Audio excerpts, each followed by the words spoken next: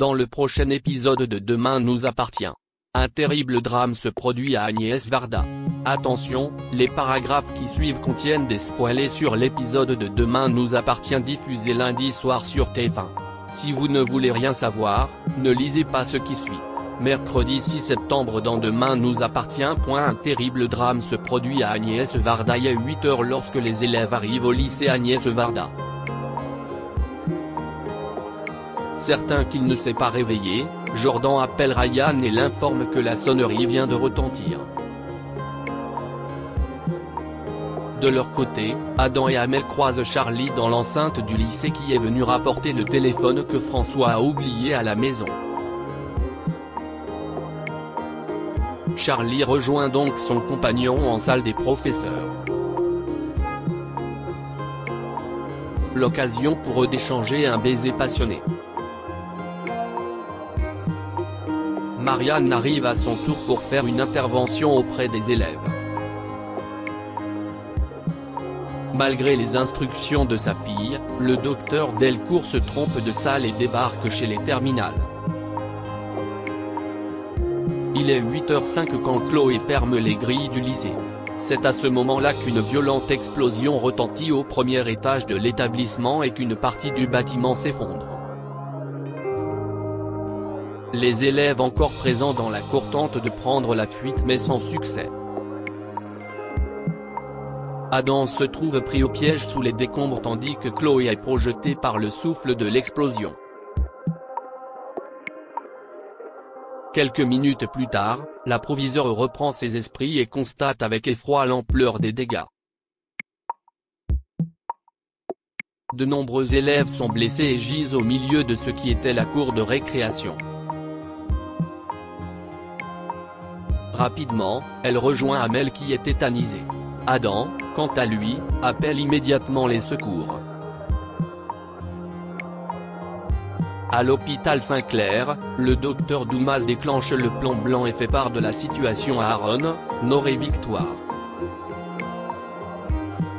Comme les premiers blessés arriveront d'ici une dizaine de minutes, Renaud charge le docteur Leclerc de le remplacer pendant son absence. En effet, Renaud et Victoire doivent se rendre sur le site pour le premier triage et la prise en charge des victimes. Bénédicte, qui entend qu'une explosion s'est produite à Agnès Varda, décide de les accompagner. Au lycée, Jack est pris au piège sous les décombres de sa salle de classe. Après s'être extirpé, le jeune homme retrouve sa sœur inconsciente mais heureusement elle se réveille rapidement. Bien que blessée à la tête, l'adolescente semble aller pour le mieux. Tour à tour, leurs camarades reprennent également connaissance et s'entraident. Si certains sont en état de choc, d'autres se mettent à pleurer.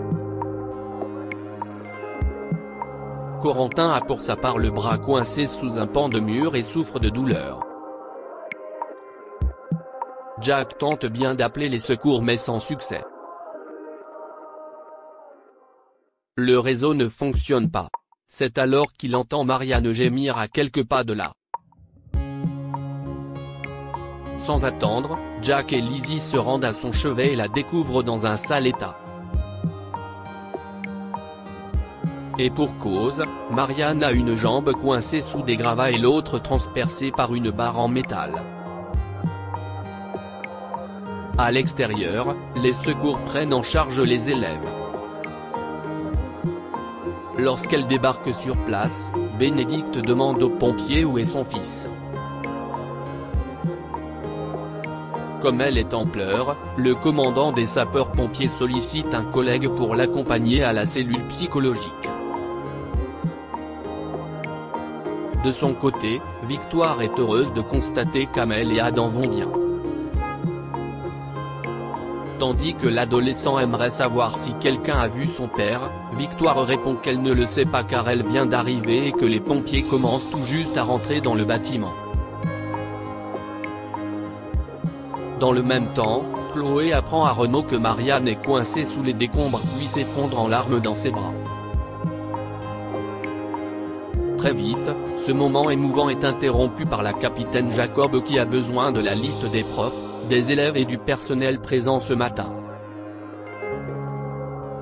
Quand elle se réveille, Charlie cherche immédiatement François qui a une plaie ouverte sur le flanc gauche et souffre le martyre.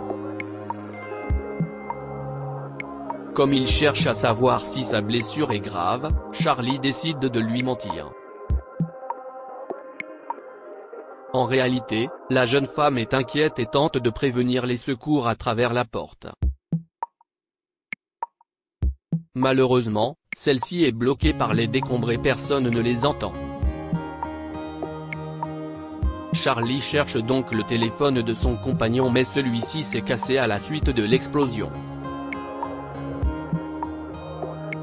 Pendant que François s'évanouit, Charlie le supplie de garder les yeux ouverts mais sans succès. Marianne reprend quant à elle connaissance. Dans l'incapacité de bouger, elle demande à Lizzie de lui dire ce qu'elle voit. Puisque sa blessure à la jambe saigne beaucoup, le médecin veut qu'elle lui fasse un garrot avec son foulard. Sans discuter, la fille Roussel s'exécute. À l'hôpital Saint-Clair, la panique gagne et les blessés affluent de tous les côtés. En voyant son fils, Swasik s'effondre en larmes et lui dit combien elle a eu peur pour lui. Après lui avoir assuré qu'il allait bien, il cherche à savoir si elle a eu des nouvelles de son père mais ce n'est pas le cas. Au Spoon, Bart annonce à Audrey qu'une explosion a eu lieu à Agnès Varda et qu'une partie du bâtiment s'est effondrée. Au même instant, Damien débarque et indique à sa femme que ses collègues ne savent pas où sont Lizzie et Jack. Audrey récupère donc ses affaires puis se rend immédiatement sur place accompagnée de Damien et Nathan. À Agnès Varda, Dorian est introuvable tout comme de nombreux autres élèves. Cela va d'ailleurs prendre beaucoup de temps aux pompiers pour déblayer les gravats. De plus, le bâtiment n'est pas stabilisé et pourrait s'écrouler à tout moment. Non loin de là, les parents d'élèves affluent devant l'établissement. Face à leur inquiétude, la capitaine Jacob garantit qu'ils font leur maximum. Bien qu'il reste une trentaine de personnes sous les décombres, elle assure que les secours progressent. Tandis que Nathan demande s'il y a des morts, Aurore répond que non. En voyant sa belle-sœur dans la foule, elle lui annonce qu'ils n'ont malheureusement toujours pas retrouvé Dorian. Dans la foulée, Ryan arrive devant le lycée où il rejoint Audrey qui se jette dans ses bras en pleurs. À l'intérieur du lycée, François a finalement repris connaissance et ordonne à Charlie de sortir de là avant que le bâtiment ne s'effondre. Cependant, Charlie refuse de laisser l'homme qu'elle aime seul. Craignant de mourir, François aimerait parler à son fils une dernière fois. Il indique alors à Charlie qu'il y a un téléphone derrière la bibliothèque. Une fois qu'elle a mis la main dessus, elle appelle immédiatement Adam qui est en présence de sa mère et met l'appel sur le haut-parleur. Adam, c'est moi, lui dit-il avant de poursuivre, écoute, c'est pas super mon grand, c'est pour ça que je voulais te parler et te dire que je suis désolé quand on s'est séparé avec ta mère. Je suis content qu'on se soit retrouvés toi et moi. Je suis fier de toi mon fils. Et je veux que tu saches que je t'aime. Je t'aime mon grand. Est-ce que tu peux dire à Alain que c'était merveilleux pour moi de le revoir? Lorsqu'Adam et Swasik supplient François de s'accrocher, ce dernier demande à son ex-femme de prendre soin de leur fils avant de perdre connaissance. Paniqué et les larmes aux yeux, Charlie s'empare du téléphone et prie Swasik d'appeler un médecin. C'est à ce moment-là qu'un nouvel effondrement se produit. Charlie a juste le temps de se jeter sur François pour le protéger avant d'être enseveli. De leur côté, Adam et Swasik écoutent la scène impuissants.